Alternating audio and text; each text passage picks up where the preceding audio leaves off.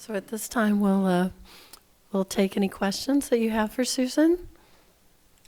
Anyone have questions? Yes.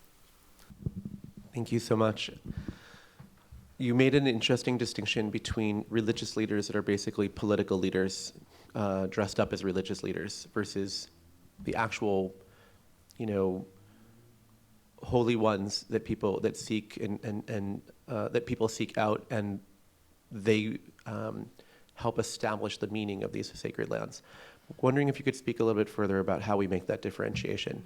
In my context of the Israeli-Palestinian conflict, there were attempts of bringing chief rabbinate of the Israeli side and Palestinian Authority sheikhs, which are basically political puppet, with attempts today of bringing religious Zionist leaders together with Hamas leaders.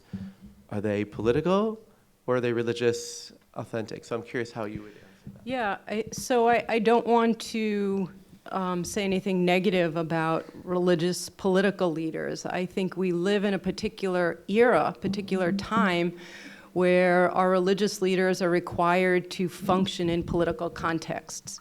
Particularly with such polarization, those leaders are representing the hopes and dreams and fears of their adherents. So the question that I pose then is, who else is there who has authority, right? This is a big question. Who would have the authority to try to access the divine? Like, if you just think about it, sacred lands, right? We're fighting over sacred land. So what does that even mean, right? We've lost the context that it's sacred because there's access to the divine. And we've lost the context that we're communicating a very poor message to our God about what this land is to us. So I believe that there are people out there, right? We believe there are 10 tzaddikim. How do we find those people who can actually supersede the political for a few moments, right? It's not that they would then become the religious political leaders, and there's a function for religious political leaders. But what I'm trying to think of is, how do we identify, and I believe they're out there. In the story that you gave, there was a rabbi who was very famous for being able to resolve conflict. They're not the typical people we would identify as leaders, but they're the people that could be found that are holy, that are really holy. I'm going to just continue on the question that you had from the audience, is I know there's definitely at the UN there's more of a focus on a multilateral approach. So I'm also wondering, in the conversation that you're in right now about this, how do you include believers or the constituents of these kind of hybrid religious political leaders?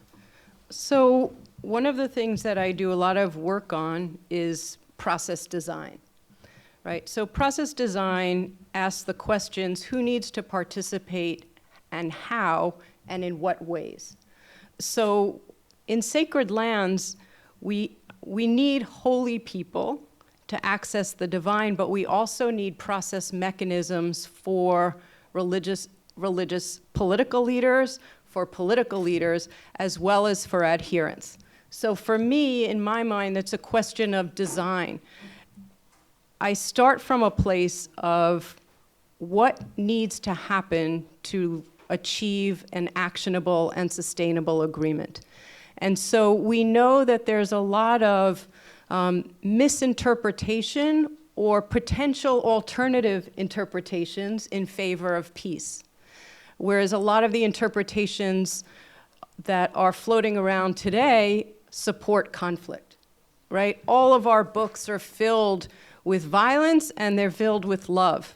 And we choose which to prioritize in different times. But all of our books can be used to support a message of peace. But then the question becomes, how does that message become agreeable become a part of all adherents who are used to a polarization and a hatred and a fear.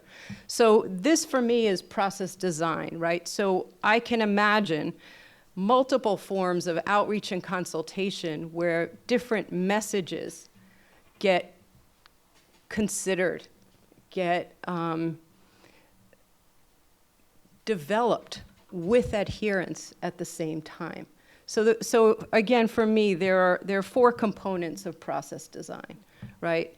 And I call these the basic building blocks. There's the product. What is it that you're trying to achieve? There are the negotiations. Who needs to do the negotiation? There's outreach and consultation.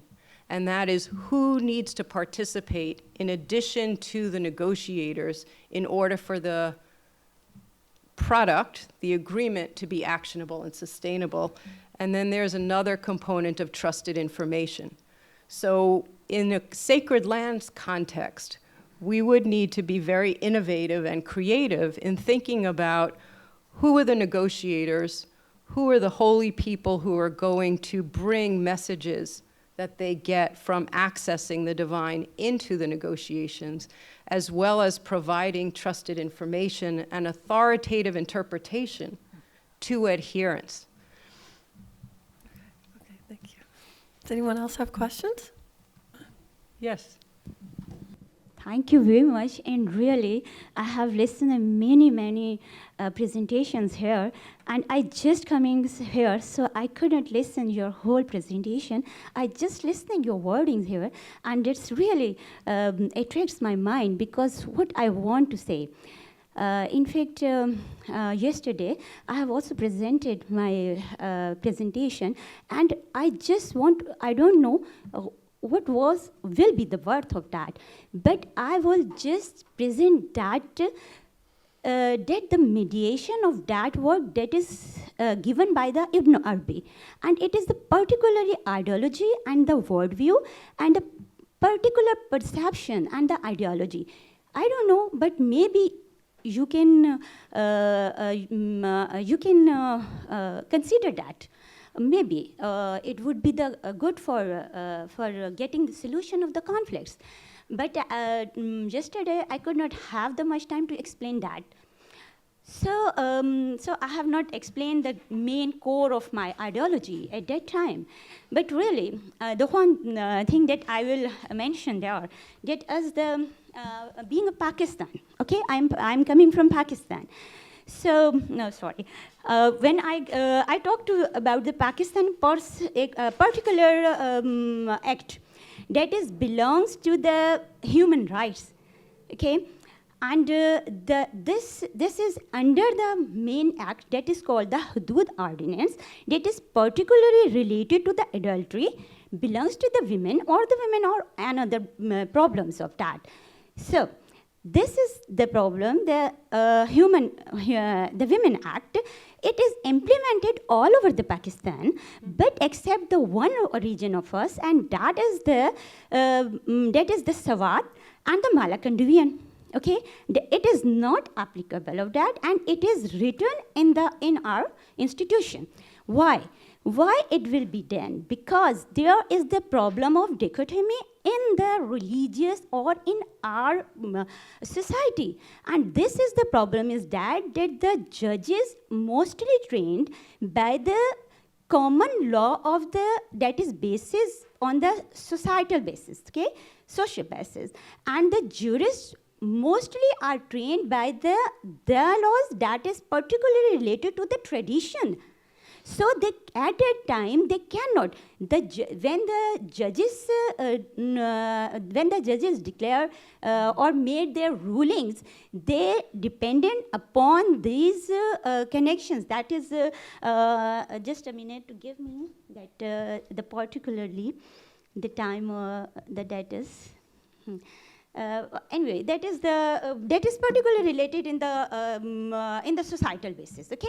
And the jurists make their decrees from the rules of that, Okay, from the rules of that, from the rules of the particular mediatant. So they cannot understand these things. They cannot patch or they cannot understand to each other. So there, what is the difference? What is the change of this? There's the, they have not understand the acceptance of creativity and the flexibility of interpretation of the sacred books. That is the problem. If we develop such type of the process that both the scholars will get their studies and education with both fields, then they can understand more better to each other expressions of the words and the problems, and then we can find the solution of. Thank you very much.